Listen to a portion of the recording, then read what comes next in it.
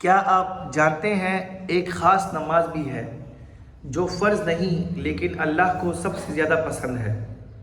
اگر آپ یہ نماز پڑھیں تو اللہ ہم سب سے بہت خوش ہوتا ہے۔ السلام علیکم بچوں، آج ہم سیکھیں گے نفل نماز کی اہمیت اور آسان طریقہ۔ نفل نماز فرض نہیں ہے، لیکن جب ہم خوشی سے پڑھتے ہیں تو اللہ تعالی ہم سے بہت خوش ہوتا ہے۔ نفل نماز کیوں پڑھنی چاہیے؟ بچوں کے لیے مثال۔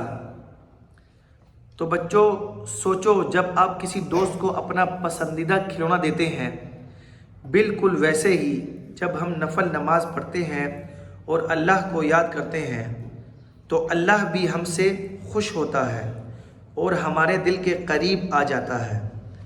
آسان سا فائدہ، اللہ ہمارے دل کے قریب آتا ہے، دل کو سکون ملتا ہے، گناہ معاف ہوتے ہیں اور دعائیں جلد قبول ہوتی ہیں۔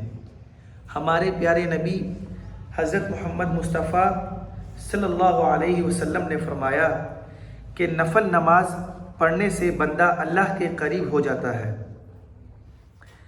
نفل نماز کب پڑھ سکتے ہیں؟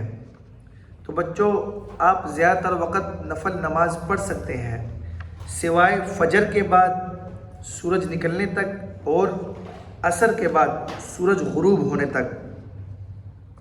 2 رکعت نفل کا آسان طریقہ، دل میں نیت کریں میں 2 رکعت نفل نماز پڑھ رہا ہوں، اللہ اکبر کہہ کر نماز شروع کریں، پھر سورۃ الفاتحہ پڑھیں، اس کے بعد کوئی چھوٹی سورت پڑھیں، پھر رکوع کریں، پھر 2 سجدے کریں، دوسری رکعت میں بھی اسی طرح مکمل کریں، آخر میں تشہد پڑھیں، پھر سلام پھیر دیں، بس آپ کی نفل نماز مکمل ہو گئی۔